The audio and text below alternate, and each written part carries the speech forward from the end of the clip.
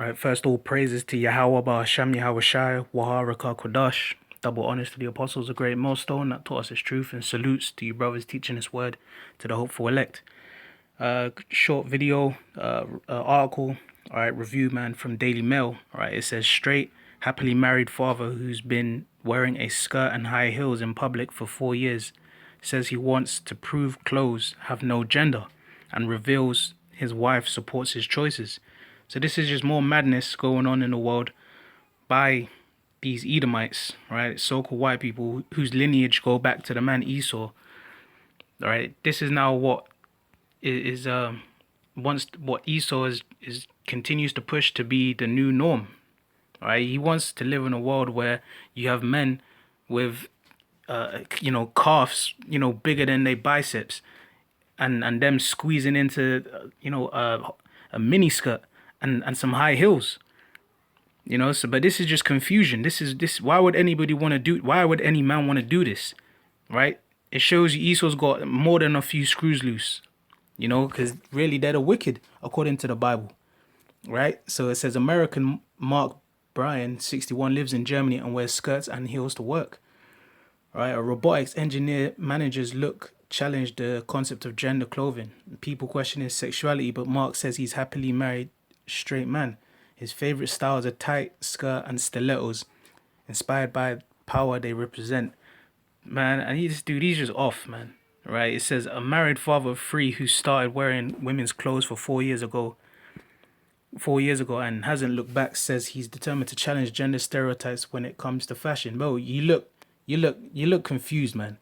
This is a confused look. Whenever a man wants to do stuff like this, especially you just out, man, he's too grown. But hey, do you know what? This is what Esau's into, right? He's the wicked, all right? He's into these strange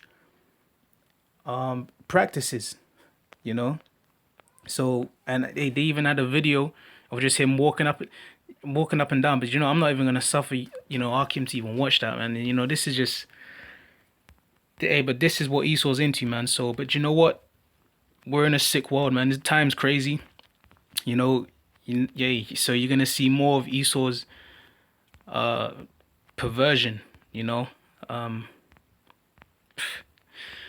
So yeah, Esau, he's happy in a world where men wear women's clothes, man, and do stuff like that. So do you know what? But we understand that we're in the last days, and the judgment is soon going to be near, man, because this is nothing new, right? This has been happening in the ancient world, and it's going on today, man. But you know what? The Lord's going to bring a judgment, right? So let me get some scriptures.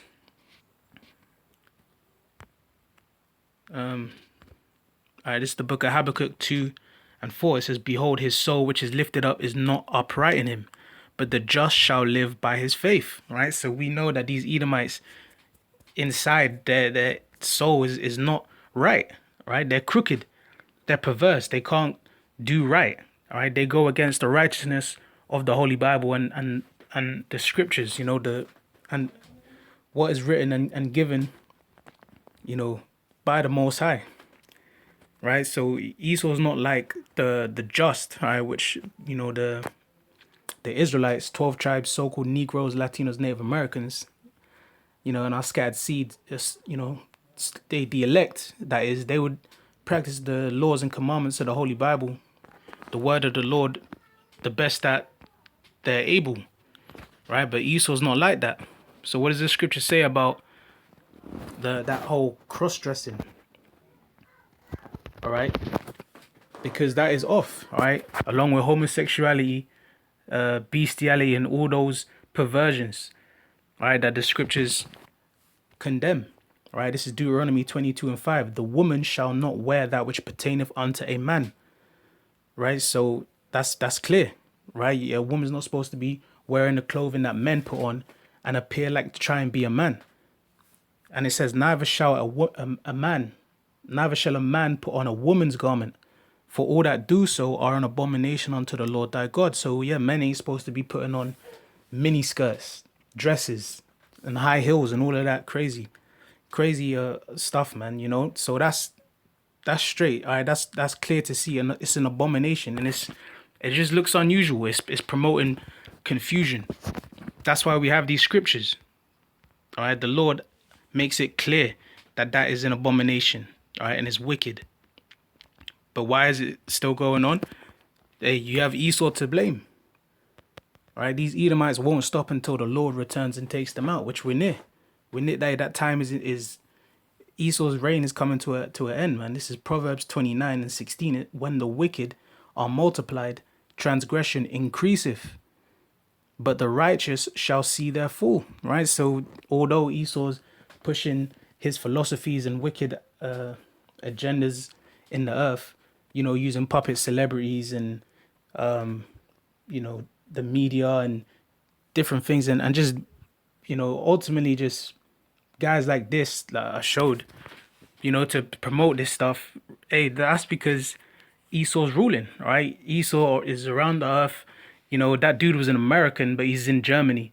And that's why you see these things happen really all around the world. It's spearheaded by Babylon, which is America. But at the end of the day, the reason we see all of this increase is because these Edomites, but the righteous are gonna see their fall, right? The elect are gonna see the destruction of these Edomites, and it's just. All right, we don't want to live in a world where our children are being confused, brought up thinking that what is bad is good and what's good is bad. All right, an upside down world, and that's the world that Esau is teaching in this moment in time, right? But the Lord is going to bring an end to it, and that's going to be through the nuclear missiles in World War III. Right, that's going to be the judgment that's going to come for this place. All right, which is no surprise because you've had cities that have been judged in the ancient world for much less than what's going on in today. So this is 2 Peter 2:6, and turning the cities of Sodom and Gomorrah into ashes, condemn them with an overthrow, making them an ensample unto those that after should live ungodly.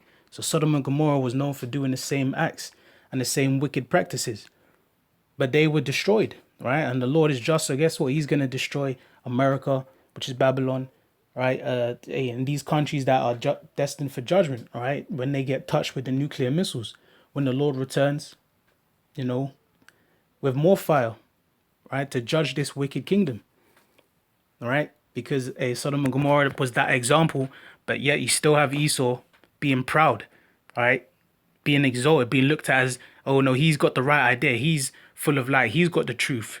This world and these nations look to these Edomites as, yeah, they are the way that we're supposed to live, but that's not the way that we're supposed to live. The scriptures make it clear how we're supposed to live, right? So Esau has to be taken out of the way for righteousness to be established in the earth. So yeah, I'm going to end it there. With that, I'll say to the hopeful elect, all praise to Yahweh, Shmi Shai, Bashim Kodash, and Shalom.